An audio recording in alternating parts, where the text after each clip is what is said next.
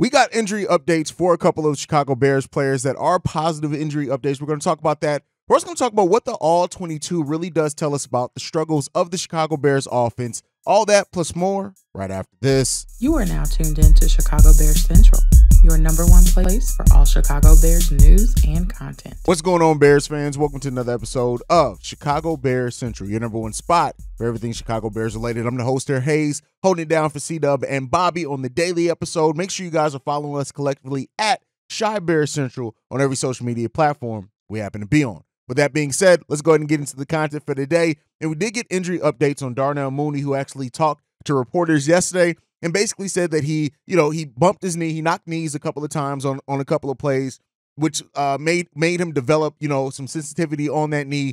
He tried to go. He kept trying to get back into the game, but ultimately was not able to do so. He said this directly. It kind of got re-aggravated in this game. I knocked knees with the nickel on one of the routes and kind of just wouldn't go down. I kept trying to go, but it was annoying me, so I just got out. So he also said that it seems like everything's fine for this upcoming week's game, so he is going to be in that game for the Chicago Bears, which we're going to need all the weapons that we can get, right? Especially when we're facing a team like the Kansas City Chiefs that can go, especially on that offensive side of the ball. So, having Darnell Mooney and having a positive update in regards to him sounds really good. And that is, what we want to hear. We need Darnell Mooney out there.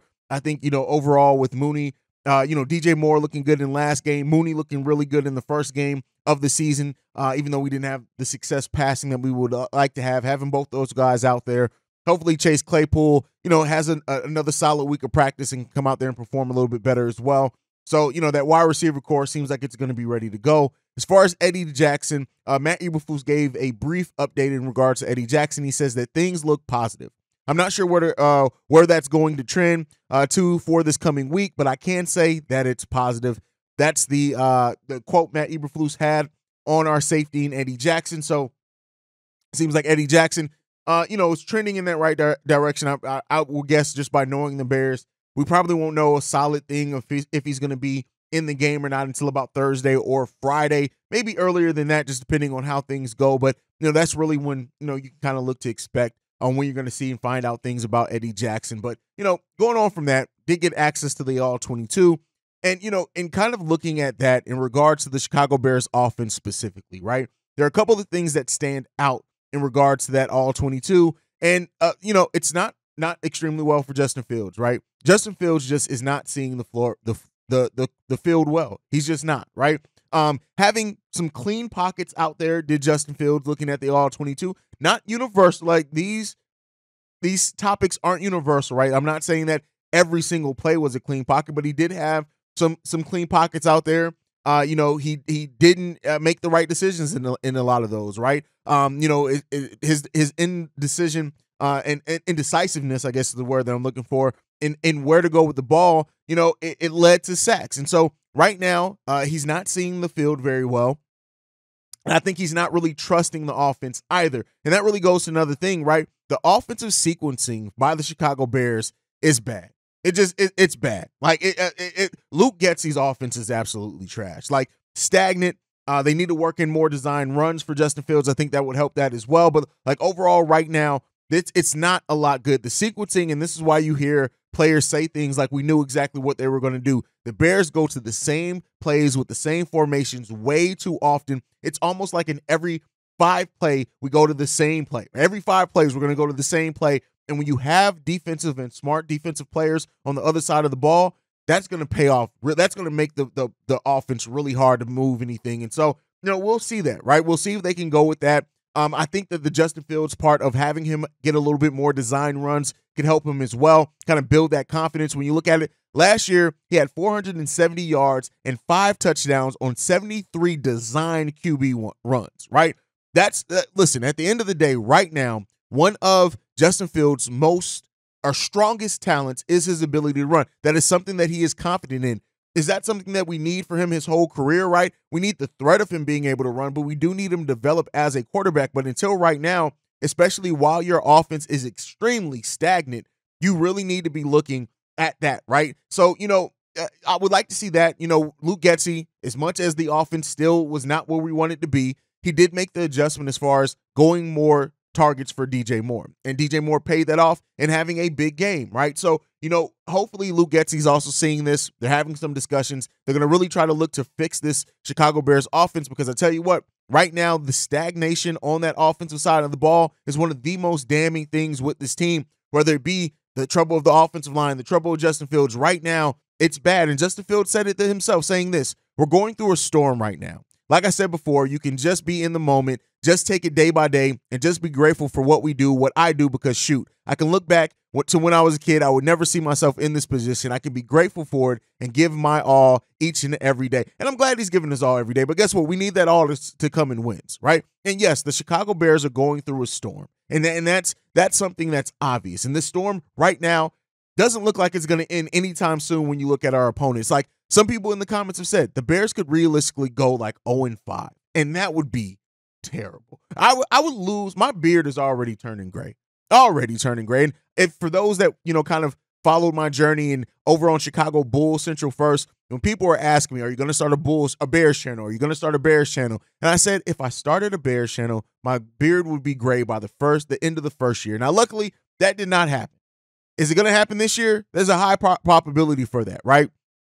We'll see. The running game overall in the game against Tampa Bay, whether it's using Justin Fields as a runner or whatever else, we didn't get it. We didn't get it done. And when you look at the averages, right, we averaged a nice amount of yards once we did go to running the ball. So I hope that I don't want us to see us become the run reliant team that we were, but I do want us to see us become and use our running game a little bit more dynamically than what we have in the first two games. So hopefully that comes along. The Bears make the needed adjustments there, and we can see what happens, because, listen, there are some positives. Like DJ Moore, absolute positive so far for the Chicago Bears in this season. Darnell Wright actually has done surprisingly good. Really surprisingly good. If you guys go and watch the All-22, I would say look at Darnell Wright, and a lot like the Bears made the right decision with drafting Darnell Wright has been really good in his individual matchups, and I don't want to – has he had typical rookie-type mistakes? Yes, he absolutely has. But Darnell Wright has been overall really good in his snaps and his time out there, and I think that bodes well for his future with this franchise. Absolutely. DJ Moore, we know that he can be an absolute weapon. Roschon Johnson as well, right?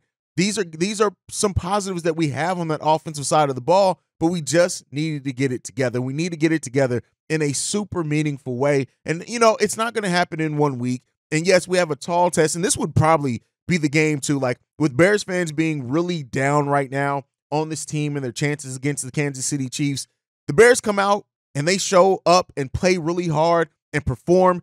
Bears fans will start coming around, right? Right now we're struggling because the offenses look bad. The offenses look questionable. The defense hasn't looked much better in a lot of facets as well. And we got improvements that we absolutely need to make as a team. And hopefully we start seeing those improvements come along, right?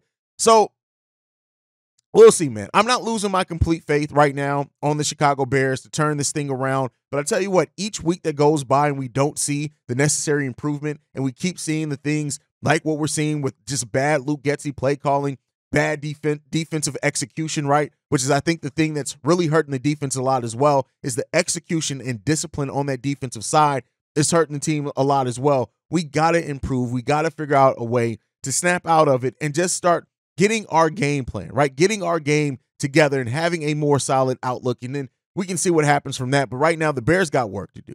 And they got tons of work to do, and it's not going to get any better, right? And so, we do have one of the largest markets in the world. And, as we're the primetime game, I think this week as well, we're on primetime, so that's definitely going to be nationally televised. We want to see the Bears just play better. And right now, the play of Justin Fields, the play of the Bears overall are proving a lot of people right? As far as Colin Cowherd, right? As much as I have dinged on and flamed Colin Cowherd, like saying this, history tells me Justin Fields is in trouble. It's an absolute loaded college quarterback draft. The Bears have potentially 2 top 5 or 6 picks. I think he's regressed.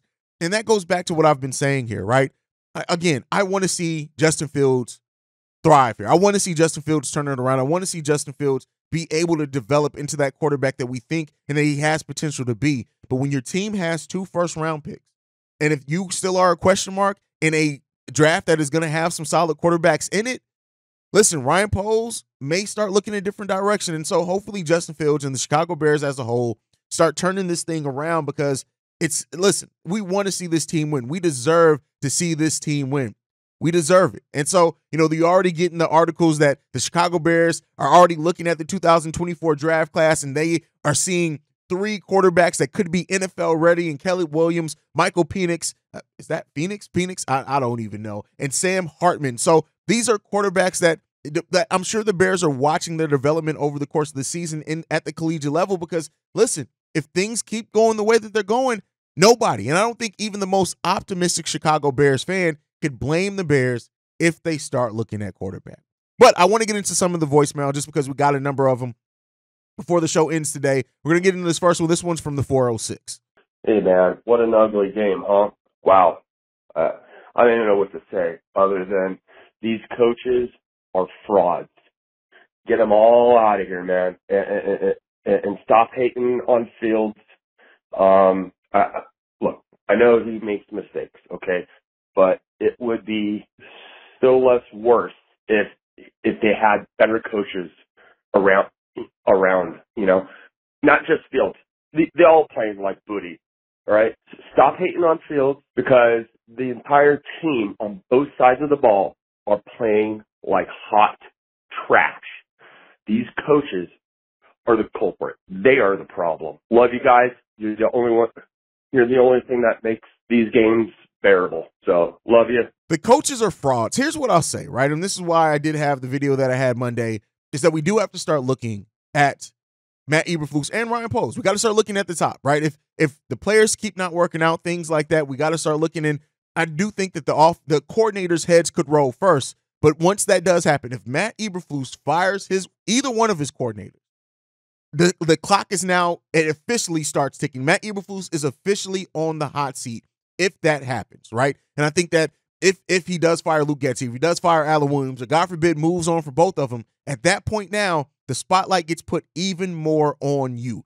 And at that point, I do think that a change could happen. Am I saying that it will? Am I calling for it? Not necessarily right now, but I do think that there is a possibility of that happening if this season continues to go this way. A coordinator's fired. The clock is ticking. The seat is officially hot on Matt Eberflus and what he can do. As far as Ryan Poles is going to be in the position for a while. He just is. We haven't had, over the course of our history, we've had like 4 people to hold that position as a whole, right? He's going to hold on to that position for quite a while. But getting the head coach right is a big part. And so that's one of the things that we'll also have to look at with this team, right? Is that are the coaches drawing up a scheme that fits the skill set of the players, or are we seeing part of the reason why the Chicago Bears team is struggling is because they are trying to force players into a scheme that's already flawed, right? And if they can answer that question objectively, I know when you're the coach, it's your scheme, you can get married to it, but if you can objectively look and evaluate and answer that question and ask yourself,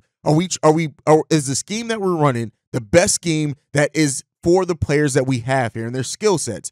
And it's hard to, you can't, it's almost impossible to implement a new scheme during the season. So regardless, we're stuck with this scheme for the rest of the season. But Matt Eberflus needs to start looking and evaluating on if the scheme needs to change to better suit and get more out of the players that you have here, if you believe those players are talented enough. That's the question that they need to answer, in my opinion. You guys can let me know what you think down below. All right, let's get into the last voicemail for today, and this one's from Wolf. Cognac boys, how y'all doing? Tough day to be a Bears fan today, man. This Wolf, appreciate how y'all keep it going, even though these are tough times right now. But from what I've seen these last 2 weeks, man, starting to feel like Ryan Poles dropped the ball on not signing a tackle in the offseason. He had the opportunity to pick up Orlando Brown, who was the best offensive tackle in the NFL last year. I feel like he had some commonality with him when he was in Kansas City. I feel like he dropped the ball not picking up Orlando Brown. Braxton Jones looks like he took a step back this year. I think Poles also dropped the ball on not going ahead and getting Jalen Carter in the draft. I mean, for our defense to work, that defensive tackle position has to get pressure on the quarterback, and we're still not getting that from the defensive tackle position. But I know if we would have got Jalen Carter would have got that pressure on that defensive tackle position. He know how to push that pocket. But, instead we went with Darnell Wright, who I thought was a good pickup. But just those decisions right there alone, man, I feel like some real big decisions that the Bears could have used. You know, he had a lot of faith in Braxton Jones taking that next step and being a pillar at the left tackle for us. And man, it looks like Braxton took a step back. I think Orlando Brown would have just made our offensive line a lot more stronger. Jalen Carter on our defensive line would have made our defensive line a lot more stronger. Even with the Claypool situation, you know, he took a chance on Claypool and everything like that, you know, because he wanted to get more weapons for Fields. But in actuality, man, if he would have just kept that pick, we could have got Joey Porter Jr. in the draft this year, man. And I feel like Joey Porter Jr. would have gave us a lot more than Stevenson, man. You know, they said a lot of good things about Stevenson in preseason, but these first 2 weeks, man, Stevenson been getting cooked. He looks bad. Granted, we were missing most of our secondary today with Brisker out, Eddie Jackson out, Stevenson had to start, but Gordon out as well. But I don't know, man. I think Poles might have made a few bad decisions, man. I don't know. We was giving him a lot of praise in the offseason, you know, for the pickups that he did, but Nate Davis still ain't been here for real. That was a big signing, man. I don't know, y'all. What you think? You think Poles might have dropped the ball a little bit with these decisions that he picked up in the offseason? I don't know. You know, we could have even got a George Pickens last year, you know, but we went 2 defensive backs back to back, and one of our defensive backs is hurt this year. Brisker been in and out of plays the first 2 weeks. Did Ryan Poles drop the ball? No. Darnell Wright's doing good. As I said earlier, no. Darnell, and it's easy to look at Jalen Carter and to say, oh, well, he would be able to. No, Jalen Carter would be struggling here too. And I think what we got in Zach Pickens and Javon Dexter is net going, and also Darnell Wright is going to net us more than what the other player, Jalen Carter, would have gotten us. And I think the Bears, whether right or wrong, they made the decision that they've made as far as just what they wanted to be on this team, the culture and everything that they were trying to set on this team. And so, you know, I know it's easy to look at in the woulda, coulda, shoulda and say, oh, well, we should have went after Jalen Carter. Absolutely. Let's be clear here.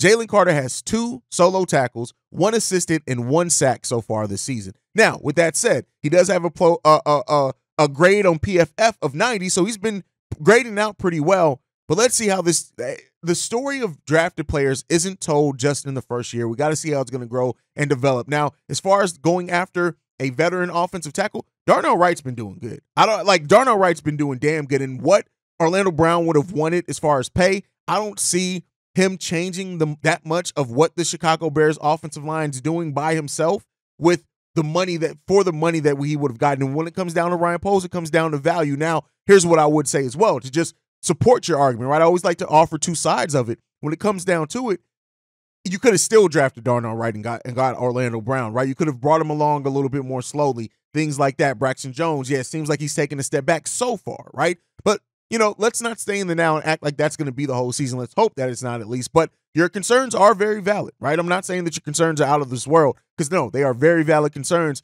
But let's hope that we get more clear answers for that by the end of the season. But that's my time for today, guys. Make sure you guys are following the show at Shy Bear Central on every social media platform. You can send us any feedback, questions, comments, concerns, ChicagoBearsCentral@gmail.com. And then lastly, if you want to leave a text message and our voicemail, the number to do so, 773-242-9336. We are the #1 spot for everything Chicago Bears related, thanks to you guys. And like I like to end every episode on, Chi-Town up, but bear down.